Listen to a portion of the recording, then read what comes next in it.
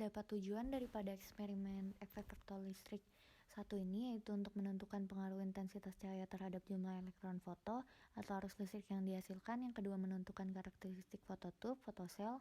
Yang ketiga, mengukur sensitivitas spesifik. Lalu masuk ke pendahuluan. Tepatnya pada tahun 1887, Hertz melakukan percobaan untuk membuktikan teori elektromagnetik cahaya Maxwell tentang fenomena aneh yang ia lihat. Hertz menggunakan celah dengan 2 elektroda tajam ditempatkan pada jarak kecil sehingga dapat dihasilkan percikan listrik untuk mendeteksi keberadaan gelombang elektromagnetik. Untuk melihat pembuktiannya, ia menggunakan kotak kaca dan hasilnya adalah panjang gelombang pancarannya meningkat. Namun ketika dia mengganti media dengan kotak kuarsa atau plastik, panjang gelombang ini meningkat lebih jauh. Hal ini ditinjau sebagai pengamatan pertama dari efek fotolistrik.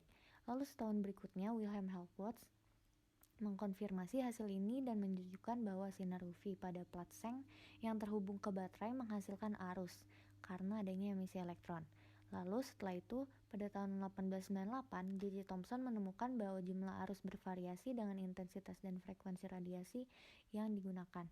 Dan pada tahun 1902, Lennard mengamati bahwa energi kinetik dari elektron yang dipancarkan meningkat dengan frekuensi radiasi yang digunakan. Ini tidak dapat dijelaskan karena teori Maxwell yang terbukti benar oleh Hertz meramalkan bahwa energi kinetik seharusnya hanya bergantung pada intensitas cahaya, bukan frekuensi. Lalu masuk slide berikutnya. Beberapa tahun kemudian, Einstein memberikan penjelasan tentang efek fotolistrik.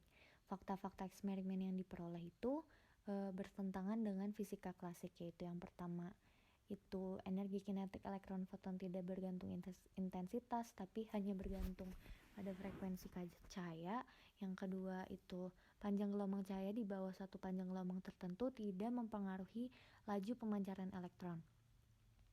Lalu yang ketiga itu nilai panjang gelombang ambang hanya bergantung pada jenis logam yang digunakan sebagai permukaan fotosintetis dan tidak bergantung dengan intensitas sumber cahaya. Lalu yang keempat, diperlukan frekuensi ambang untuk menghasilkan efek fotolistrik dan setiap logam memiliki frekuensi ambang yang berbeda-beda. Oke, lalu masuk slide berikutnya, itu adalah penurunan rumus fisika yang akan digunakan untuk pengolahan data. Lalu slide berikutnya yaitu hasil dan pembahasan. Nah, di dalam hasil dan pembahasan ini kita lihat yang pertama. Untuk tujuan yang pertama yaitu menentukan pengaruh intensitas cahaya terhadap jumlah elektron foto. Dengan cara yang pertama dihasilkan grafik seperti ini. Grafik lebar slit terhadap arus. Pada data diperoleh bahwa semakin besar lebar slit yang dipakai, maka arus yang terbaca dan diterima oleh fototube semakin besar. Sedangkan jika mengacu pada grafik, dapat diketahui bahwa semakin besar arus listrik yang dihasilkan, maka intensitas cahaya yang didatang pada fototube akan semakin besar.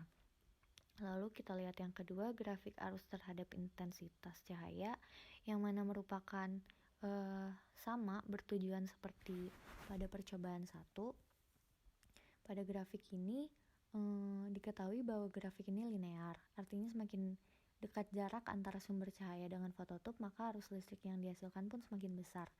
Yang mana hal ini itu sesuai dengan persamaan yang menyatakan intensitas dengan I sama dengan I1/R². Lalu yang ketiga ini ada grafik arus terhadap tegangan. Nah, pada percobaan ketiga ini menjelaskan bahwa beda potensial yang diberikan akan mempercepat elektron foto yang terlepas dari fototube menuju plat lainnya. Gerakan dari elektron foto tersebut terdeteksi oleh mikroampermeter sebagai sebuah arus. Nah, semakin besar tegangan yang diberikan, maka arus yang terbaca pun semakin besar dan akan konstan pada suatu nilai arus tertentu meskipun beda potensial diperbesar.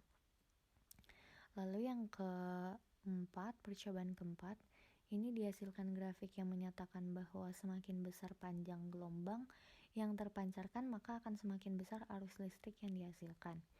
Dan jika kita mengacu pada dasar teori yang pertama, yang ini, dapat kita ketahui pada nomor 2, panjang gelombang cahaya di bawah suatu panjang gelombang tertentu tidak mempengaruhi laju pemancaran elektron. Untuk panjang gelombang ambang atau lambda C Di atas nilai arus akan berangsur-angsur menurun hingga menjadi nol. Panjang gelombang lambda C ini biasanya terdapat pada daerah spektrum warna biru dan ultraviolet. Di data ini, titik ini merupakan warna biru dan ungu.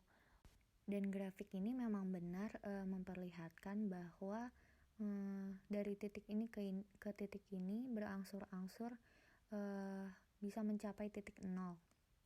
Namun kita belum mendapatkan titik nol pada panjang gelombang tertentu, sehingga nilai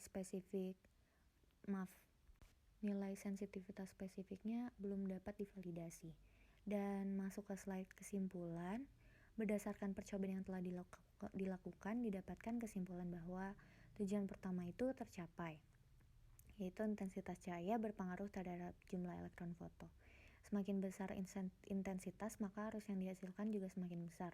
Lalu tujuan kedua, dengan fototube memiliki beberapa karakteristik, diantaranya adalah lebar slit yang digunakan berpengaruh terhadap intensitas cahaya. Semakin besar lebar slit, maka intensitas cahaya akan semakin besar. Begitu juga dengan arus yang dihasilkan. Semakin besar tegangan yang diberikan, maka arus yang dihasilkan akan semakin besar dan akan konstan pada tegangan tertentu. Lalu tujuan yang terakhir, yaitu sensitivitas spesifik tidak dapat divalidasi karena data tidak ada yang menunjukkan pada panjang gelombang tertentu berada di angka 0. Terima kasih.